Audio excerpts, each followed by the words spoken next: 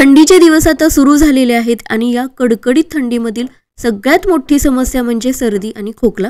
आता हे सर्दी, खोकला किंवा साठून राहिलेले कफ बाहेर पडण्यासाठी आपण मार्केटमधले खूप प्रकारचे कफ सिरप वापरतो।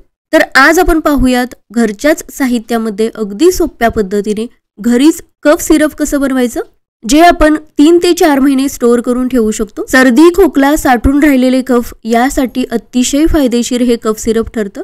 रोज फक्त पाव चमचा लहानांपासून मोठ्यांपर्यंत सगळेजण घेऊ शकतात। तर अतिशय सोप्या पद्धतीने अतिशय गुणकारी कफ सिरप कसं बनवायचं ते पाहूयात।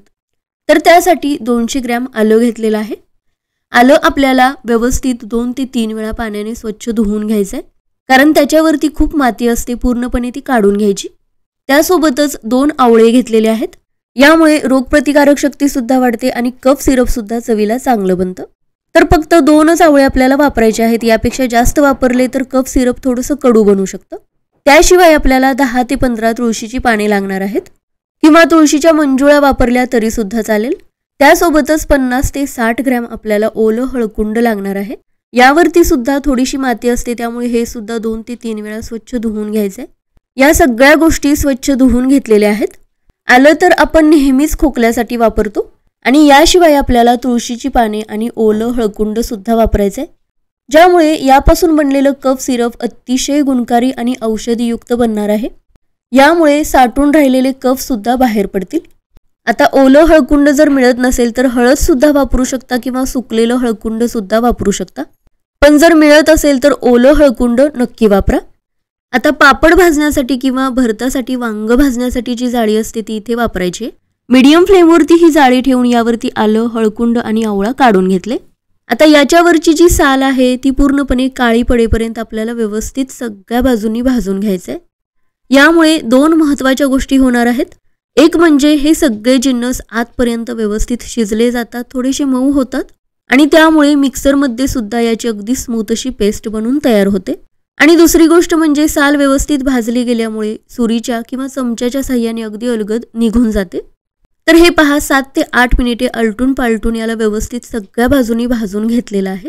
पूर्णपणे थंड झाल्यानंतरच याची साल काढून घ्यायची। तर तुम्ही पाहू शकता हे भाजून घेतल्यामुळे या सगळ्यांचा आकार थोडासा कमी झालेला आहे। यातला जो रस असतो तो रिलीज झालेला आहे आणि हे पहा, अगदी सहजपणे याची साल आपल्याला काढता येते। तुम्ही पाहू शकता भाजून घेतल्यामुळे थोड्या प्रमाणात हे शिजलेलं आहे आणि त्यामुळेच हे सगळं व्यवस्थित मऊ झालेलं आहे। तर या पद्धतीने चमचा किंवा सुरीच्या साहाय्याने हे सगळे जिन्नस पूर्णपणे थंड झाल्यानंतर याची साल काढून घ्यायची। एकदा जर हे सिरप बनवून ठेवलं तर पूर्ण थंडी संपेपर्यंत हे सिरप आपण वापरू शकतो। तर तुळशीची पाने सोडून हे सगळे जिन्नस आपण भाजून घेतले, याची साल काढून घेतली। आता पुन्हा 1 ते 2 वेळा स्वच्छ धुवून घ्यायचं, म्हणजे उरलेली जी साल आहे ती सुद्धा पूर्णपणे निघून जाते। तर हे पहा, हे सगळं आता व्यवस्थित स्वच्छ धुवून घेतलेलं आहे। आता सुरीच्या साहाय्याने याचे अगदी छोटे छोटे तुकडे कट करून घ्यायचे, म्हणजे मिक्सरला सुद्धा याची पेस्ट करण्यासाठी खूप सोपं पडतं आणि अगदी स्मूथ अशी पेस्ट बनवून तयार होते। तर अशा पद्धतीने छोटे छोटे तुकडे करून घेतले, मिक्सरच्या भांड्यामध्ये सगळे काढून घेतले। यामध्ये तुळशीची पाने आणि मंजुळा सुद्धा घेतल्या। थोडंसं यामध्ये पाणी घेतलं आणि आता याची 2 ते 3 वेळा मिक्सरला फिरवून अगदी बारीक अशी पेस्ट करून घ्यायची।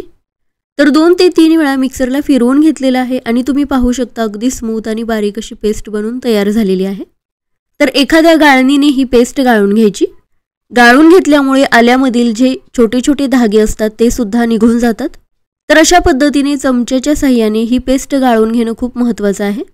तर हे पहा, या पेस्टचा सगळा अर्क आपण गाळून घेतलेला आहे। यातले धागे किंवा छोटे मोठे जे तुकडे राहिले असतील ते बाजूला झालेले आहेत। तर अशा पद्धतीने अगदी स्मूथ अशी इथे आपली पेस्ट बनवून तयार झालेली आहे।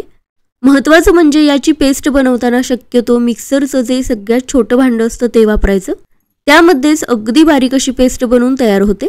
आता एका कढईमध्ये 1 चमचा तूप घेतलं, तूप चांगलं गरम करून घ्यायचं। तूप चांगलं गरम झाल्यानंतर यामध्ये ही पेस्ट काढून घेतली। ही पेस्ट आपल्याला थोडा वेळ शिजवून घ्यायची आहे, म्हणजे यामध्ये जे पाणी वापरलेलं आहे ते सुद्धा पूर्णपणे निघून जातं आणि त्यामुळे कफ सिरप सुद्धा खूप दिवस टिकतं। तर मंद आचेवर सतत हलवत 7 ते 8 मिनिटे हे आपल्याला शिजवून घ्यायचंय। या वेळेमध्ये यातले सगळे जिन्नस व्यवस्थित शिजले जातात। तर 7 ते 8 मिनिटानंतर तुम्ही पाहू शकता यातलं पाणी सगळं आता निघून गेलेलं आहे ही पेस्ट सुद्धा थोडीशी घट्टसर झालेली आहे। आता यामध्ये जितकी पेस्ट बनवून तयार झालेली होती त्याच्या 1.5 पट गूळ घ्यायचा आहे। गूळ शक्यतो बारीक किसून घेतलेला असावा, म्हणजे गूळ विरघळायला सुद्धा वेळ लागत नाही आणि कफ सिरप सुद्धा कमी वेळामध्ये तयार होतं। आता गूळ आपल्याला चांगला विरघळवून घ्यायचा आहे आणि या गुळाच्या सिरपमध्ये ही पेस्ट पुन्हा शिजवून घ्यायची। तर त्यासाठी मंद आचेवरच आपल्याला हे सतत हलवत राहायचं आहे। गुळामध्ये ही पेस्ट शिजवून घेतल्यामुळे यातला जो कडवटपणा आहे किंवा आवळ्याचा आंबटपणा आणि आल्यांचा थोडासा तिखटपणा कमी होतो आणि त्यामुळे लहान मुलं सुद्धा हे कफ सिरप आवडीने पितात।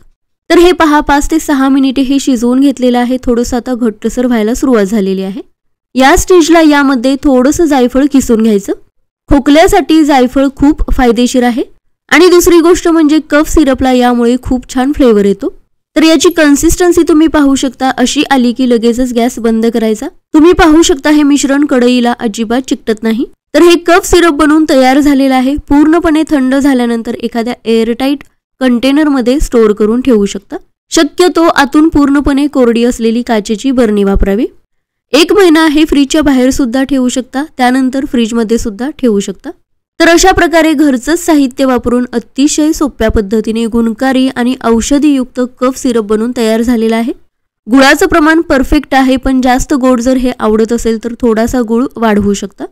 सर्दी खोकल्यामध्ये फक्त पाव चमचा हे सिरप घ्यायचं आहे। लहान मुलांसाठी यापेक्षा थोडं कमी वापरलं तरी सुद्धा चालतं।